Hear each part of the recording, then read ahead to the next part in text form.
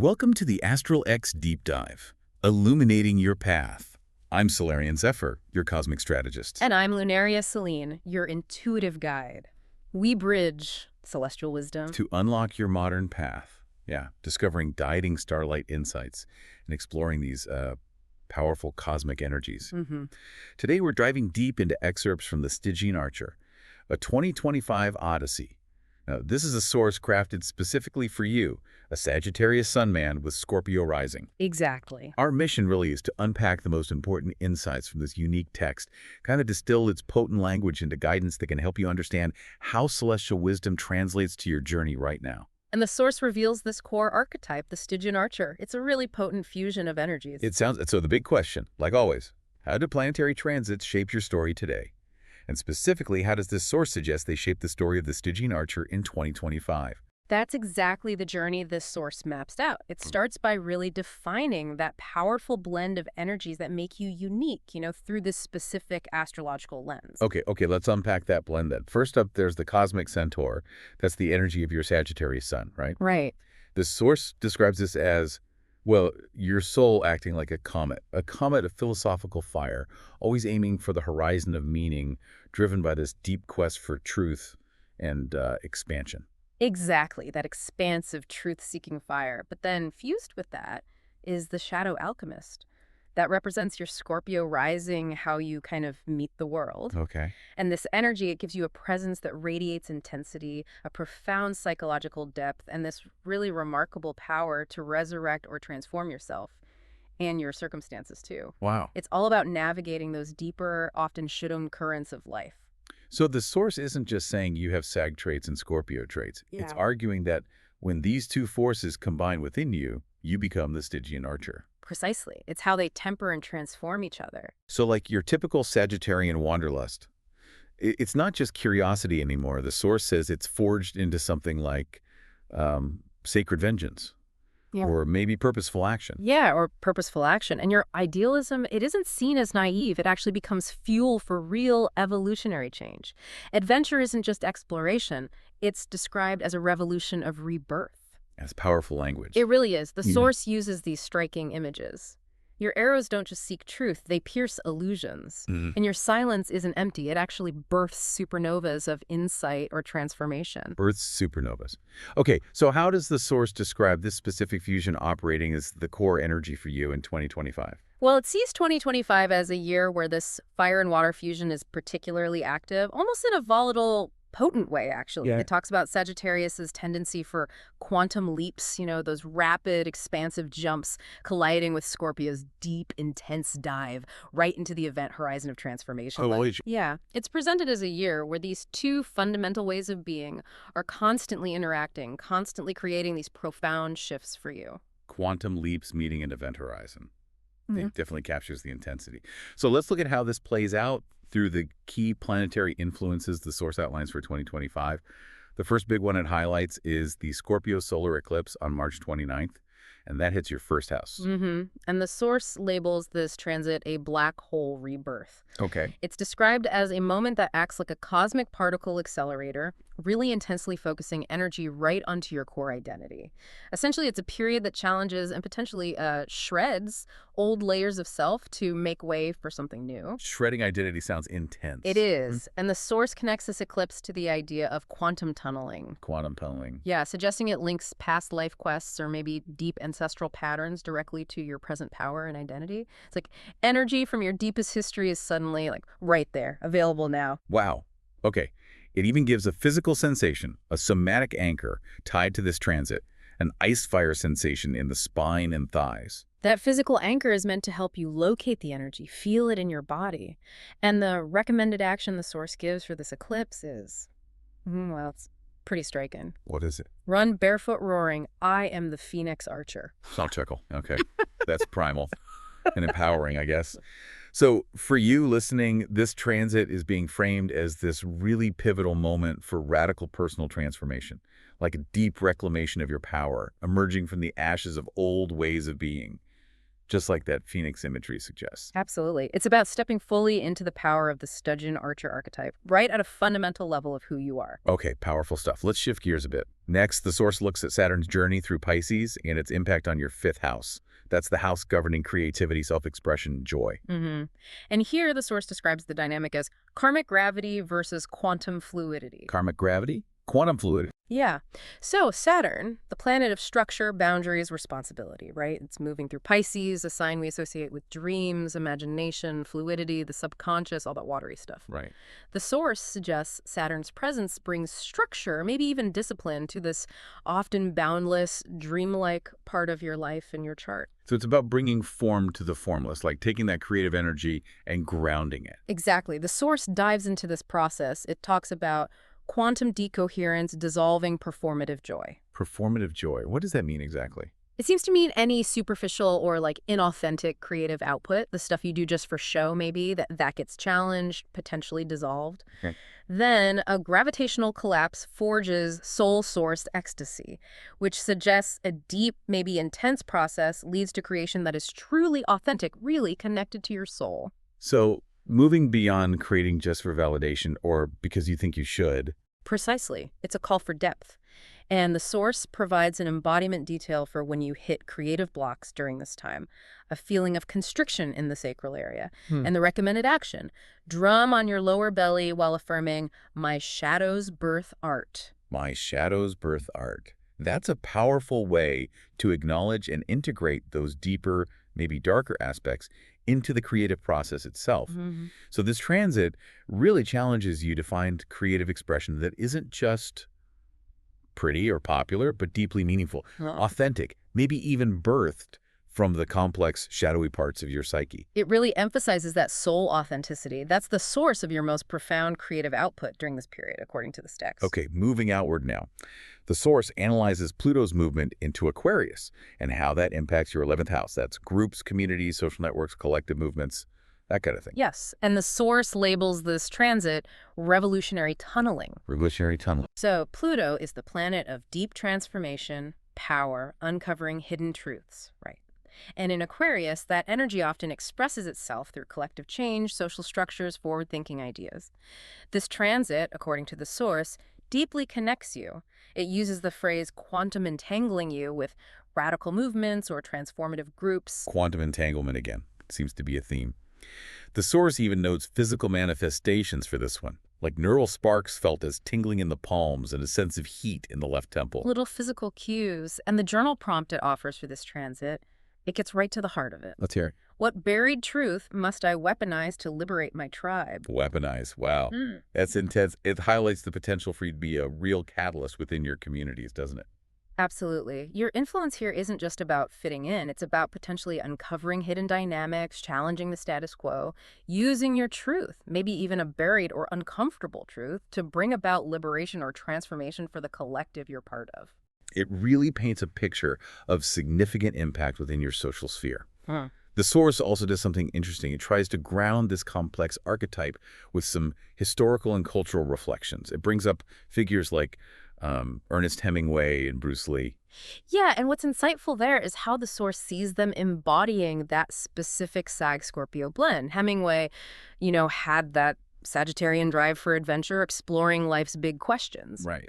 But he processed these intense experiences with a real scorpionic depth and, literary alchemy. Okay, and Bruce Lee. A philosophical martial artist, right.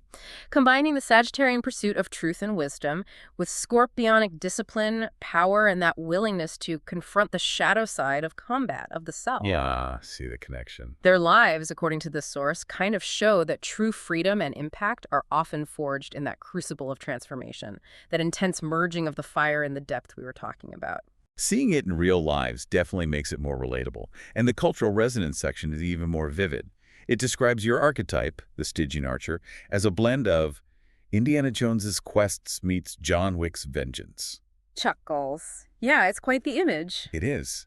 That adventurer who also possesses this hidden, potent capability. A professor with a hidden armory. as the source puts it. Exactly. It gives it a literary blueprint, too, taking something like Moby Dick's relentless, almost obsessive quest for the horizon and combining it with Fight Club's kind of confrontation of the shadow self and societal rebellion. Got a soundtrack. A soundtrack. Mixing the expansive, epic feel of Led Zeppelin's Kashmir with the raw, intense vulnerability and transformation you hear in Nine Inch Nails' Hurt. Okay, these comparisons really help you feel the energy, through stories and sounds we might already know. Right. It makes the archetype less abstract. Definitely. So we've got the archetype, the core energy of the year, the key transits. Yeah. Now the source shifts gears again, moving towards the interactive. It provides practical ways for you to actually engage with these energies in 2025. It offers an embodiment exercise called Arrow and Ash Breath. This exercise is designed to physically integrate both the Sagittarius and Scorpio aspects of the archetype. How does it work? So, you inhale in a strong Sagittarius stance, like you're drawing a bow, bringing energy up from your hips to your crown, and you affirm, "My truth flies." Okay. Then you exhale by crouching down, hands kind of clawing towards the earth, connecting with that Scorpio energy of descent and rebirth, and you affirm, "I rise from ruins." My truth flies. I rise from ruins. Repeating that 8 times is meant to be especially effective before big challenges or breakthroughs. Exactly. Before battles or breakthroughs, as the source says. It's a way to actively channel that blended Stygian Archer energy through your physical form. Okay. Practical. And the source also provides a very specific ritual blueprint tied to that powerful Scorpio new moon eclipse on March 29th. Yes, very specific. It lists the materials you'd need: a hawk feather, a little bit of bourbon, and an obsidian shard. Hawk feather, bourbon, obsidian. Interesting combination. And the steps. They're quite potent. First, you dip the hawk feather in the bourbon. Then you use that feather to write a lie, or maybe a self-deception you want to shed, onto the obsidian shard. Writing a lie on obsidian. Then you burn the feather carefully, obviously while chanting ashes to arrows. Finally, you bury the obsidian shard at a crossroads, chanting, "My shadows are my aim." Wow. And the timing is specific, too. During the eclipse totality, around 3:07 p.m. EDT. That's what the source specifies, yes. This ritual uses really powerful symbols, doesn't it? It does. The feather for Sagittarius's flight and truth, bourbon maybe for spirit, depth, fire, obsidian for shadow and truth-seeing, the crossroads for choice and destiny. It's meant to ground the deep transformative energy of that eclipse in a concrete personal action. Makes sense. And revisiting that journal prompt from earlier is also presented as a key interactive element, right? An invitation for deep self-inquiry. That prompt. What quest have I abandoned that demands scorpionic ruthlessness? What mask of optimism hides my transformative rage? That really pushes you to look honestly at areas where maybe you've backed down, or where that Sagittarian optimism might be.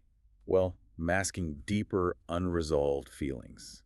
Feelings that could actually be sources of power if you acknowledged and transformed them. Exactly. It raises that important question about confronting those hidden aspects of yourself to really fuel your journey forward.